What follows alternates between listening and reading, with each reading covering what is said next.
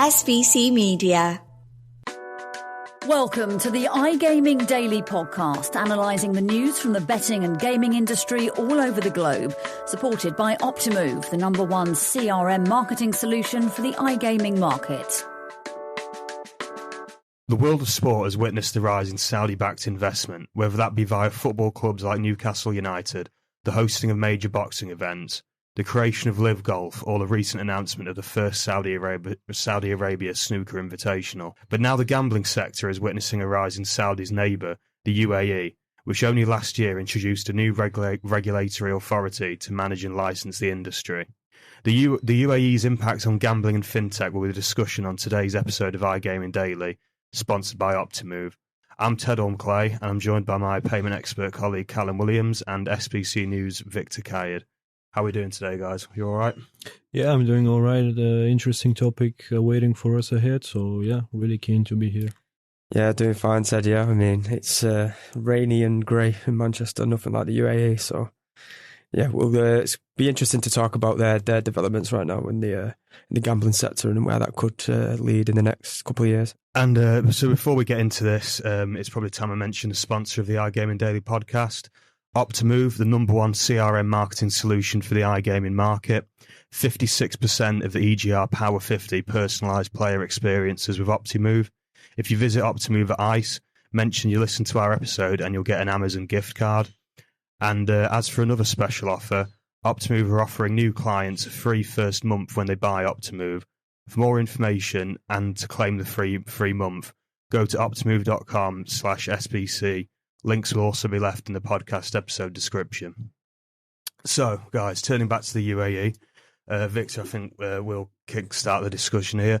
So, gambling as an industry and as a practice is not something a lot of people will associate with the UAE. So, why is the industry and sort of cultivation of an industry there become an area of interest for the country?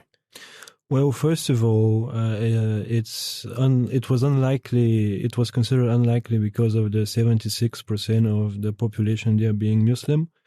However, the tourism sector is key contributor to the country's GDP, which, contrary to common beliefs, 70% of the GDP is fueled by the non-oil sector.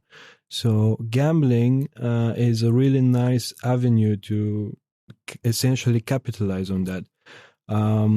Talks have been fueling because of the recent introduction of the General Commercial Gaming Regulatory Authority, which was established in the UAE back in September 2023, the CEO of which will be Kevin Mullally, a gambling heavyweight with more than 30 years of experience. So mainly that's the reason behind the recent fueling of gambling talks in the UAE, in the establishment of this regulator. Yeah, I think the establishment of the regulator, as you said, Viktor, is a very important point. I mean, and also the appointment of this new CEO, because from what I understand, they're onboarding a lot of they're looking to onboard a lot of talent from the US, aren't they, when it comes to regulation? Yep. So do you think maybe the UAE have been looking at things that are going on stateside, looking at how much the gambling industry has grown there? Obviously, the US is the home of a lot of major sort of gambling tourist resort centers like Las Vegas and Atlantic City. Exactly. So it makes sense that they might want to start thinking, how can we incorporate this into our own economy, which is, as you said, very heavily driven by tourism and resorts. So then I know I've just mentioned how the US, they seem to be onboarding regulatory experience from there. From what I understand, some of the companies that have been probing the UAE are American as well, aren't they? So could you give us a bit of a breakdown of what companies have expressed an interest in the UAE or have started doing some operations there, and who do we reckon the major players will be moving forward? Yep, certainly. So going back to 2017, MGM, US gambling heavyweight, announced plans to build a resort in Dubai. A year later, 2018, Caesar's Palace also moved there in Dubai. Most recently, I think it was in April last year, WYN Resorts announced that they want to build a integrated resort, as they call it, in the Emirate of Ras Al Khaimah, and the resort itself is set to open in 2027. So, as you can see, there's a lot of U.S. companies looking towards the UAE gambling market, and I wanna also say that the WYN Resorts, the building of WYN Resorts started even before the regulator was introduced. So.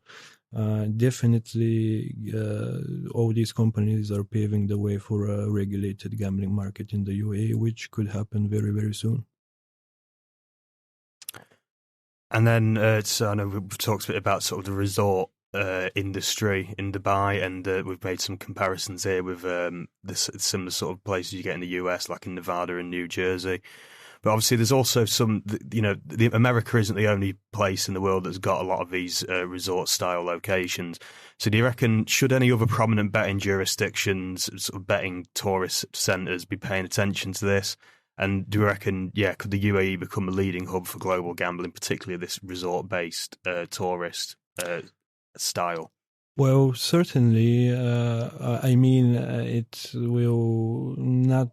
It's not a danger of challenging Las Vegas or New Jersey anytime soon, obviously. But in terms of local competition in Asia and Europe, even, I think the UAE has a lot of ambitions to be a competitive power in those markets.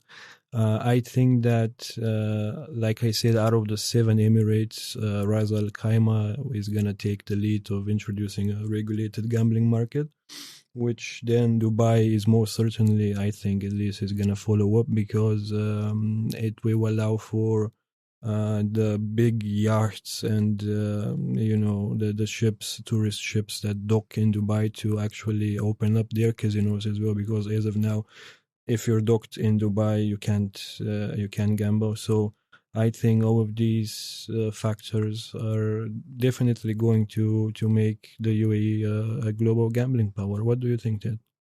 Yeah, absolutely. I mean, we've talked a lot about, obviously, something that's been quite a big trend throughout this conversation so far has been about the resorts. It's really if you say to people in the UK, Dubai, the first thing you think of really is tourism, isn't it? And these huge hotel complexes, luxury hotels, luxury resorts. So really it seems that especially if you compare it to like Las Vegas, casinos and gambling facilities are an ideal add-on to that, really, if you can factor it into obviously local laws and customs and so on. So I think it really could become a regional, a solid regional hotspot for the industry.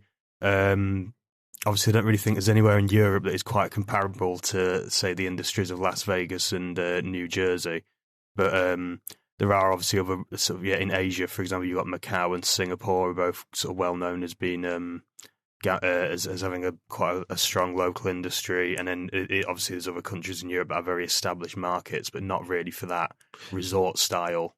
And correct me if I'm wrong, Ted, I think some experts even predicted that the UAE gambling market is going to overtake Singapore in a very short time. Yeah, there were some reports about that, but I think it was Bloomberg cited some sources. I can't remember who it was they cited now, but it was estimating it could be at like max potential. It could the industry in UAE could be worth something like over $6 billion a year.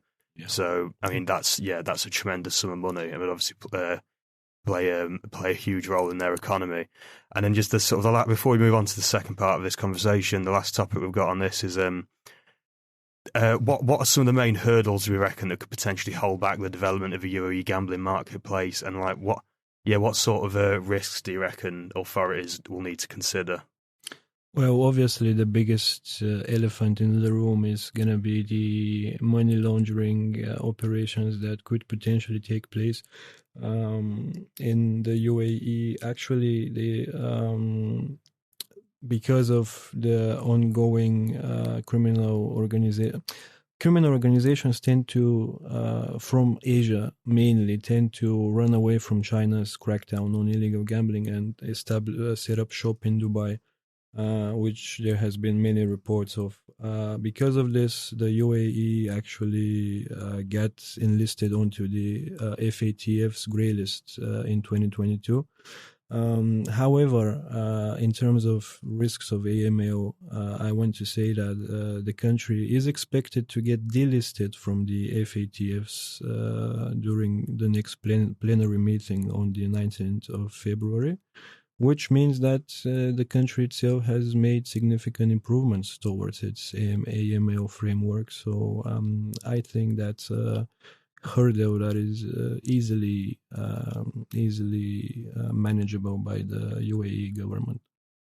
I think there's quite an interesting parallel to be drawn there as well, talking about the FATF grey list, of the fact, obviously, Malta, which is a really prominent, probably the most prominent European gambling jurisdiction, especially when it comes to licensing, was obviously, as we talked about quite recently on iGaming Daily, it was also on that grey list and had a number of objectives to work towards, some action plans to implement with regards to money laundering and countering money laundering, which it did complete and then was subsequently removed from the grey list. And obviously, as we talked about not too long ago, the Maltese government has just put out its national risk assessment, hasn't it, where it's talked about, despite all these improvements being made, there is obviously still a risk of money laundering through its extensive gambling and financial services industries. So I think, that really showcases the importance of, if you're going to develop a gambling market, you really need to make sure that you are on top of everything when it comes to AML. Sure. But on the other hand, though, of course, I think because of Dubai's extensive fintech and financial services industries as well, I think they'll have quite a solid base to work on when it comes to that sort of stuff. And fintech is what we're going to talk about in the second part of this podcast after the break. Brazil, a global economic powerhouse, deeply passionate about sports, and now home to one of the hottest markets in gaming. And we're giving it the full SBC treatment. Join industry leaders, market experts, and all the major players in the country for 3 days of content, exhibition, and epic networking at the first ever SBC Summit Rio. Okay, welcome back. And moving on to part two. I'm going to be speaking to Callum about, as I said, some of the fintech operations going on in the UAE. So Callum, if you can just kickstart this off for me, please, mate. What are some of the UK? What are the UAE's fintech ambitions, and how do you reckon this overlaps with the potential growth of a regulated gambling sector in the country? Yeah, well, the UAE, and much like many of the MENA region countries, the Middle East and Northern African countries, they're looking at Europe, they're looking at the UK, and they're seeing the amount of payment innovation that's happening in the continent. So whether that would be open banking in the UK, or SEPA payments across the Eurozone and the Euro system. Payment acceleration's just been one of the most important things, not just for consumers in being able to accept and receive and send money across in almost instant time, but it's also important for players in the gambling industry as well. I mean, it's important. It's been shown to be important for players in playing in casinos and betting, that these settlement periods, the quicker the settlement period, the better player retention there is.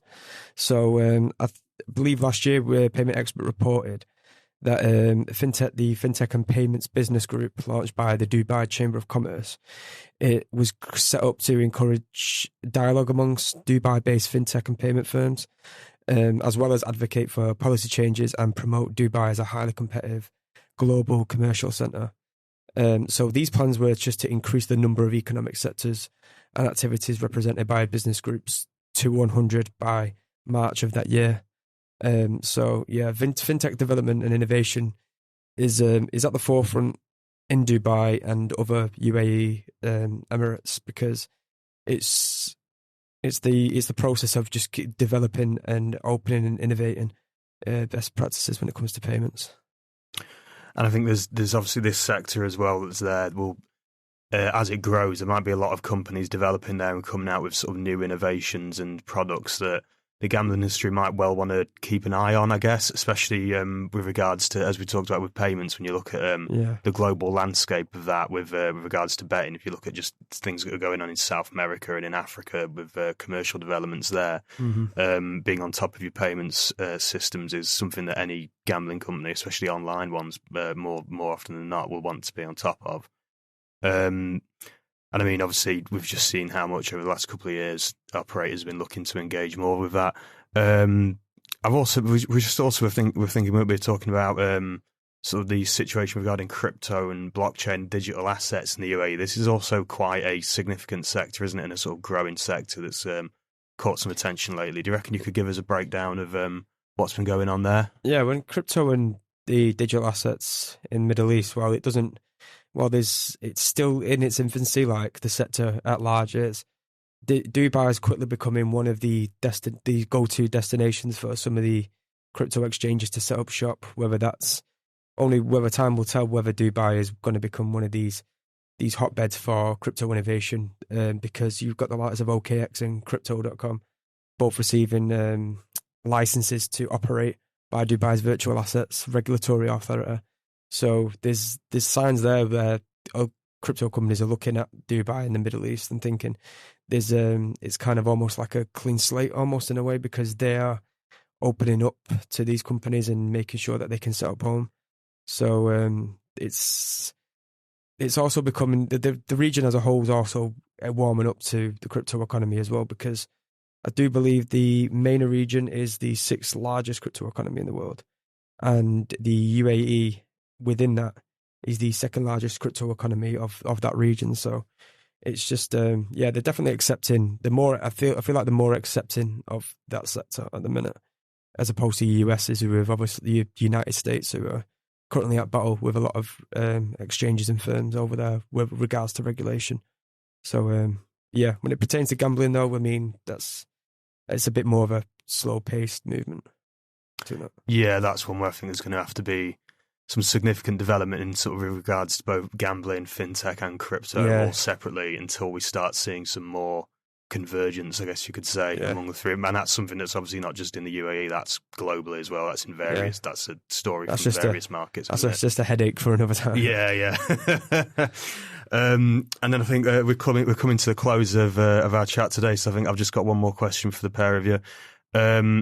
Where do we expect to see the UAE, just in your opinions, where do we expect to see the UAE within the next couple of years when it comes to sort of gambling and fintech? Viktor, if you've got any words. Definitely, if everything goes as planned and regulated gambling market is introduced, it has the potential to become one of the biggest in the world and maybe the biggest in Asia. So let's wait and see. Interesting times ahead. And Callum? No, I agree with what Vic said there in terms of like its status as a gambling destination.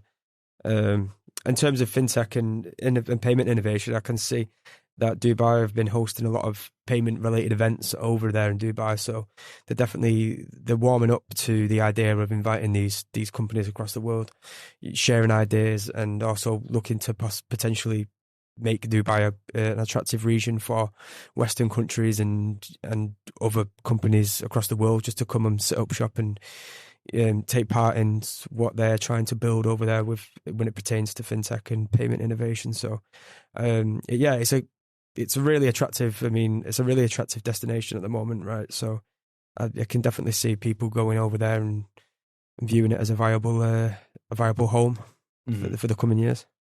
Yeah, I think the commercial and investment opportunities are not going to be going anywhere out there. They're only going to be increasing. I think a lot of stakeholders out there are going to be keeping a very close eye on it. Although, as you said, I think, Viktor, you mentioned if everything goes to plan, I think that's a really key term, isn't it? Because, as we've seen from various other sectors, not everything always goes to plan. I think that's all we've got time for today. Viktor and Callum, thanks so much for speaking to me about this. And to all our listeners at home, thanks for tuning in. Goodbye. Thank you for listening to today's iGaming Daily podcast, supported by Optimove, the #1 CRM marketing solution for the iGaming market. If you want to find out more about some of the subjects raised today, feel free to explore any of the sites in the SBC News Network or check out the latest edition of the SBC Leaders magazine. Happy reading.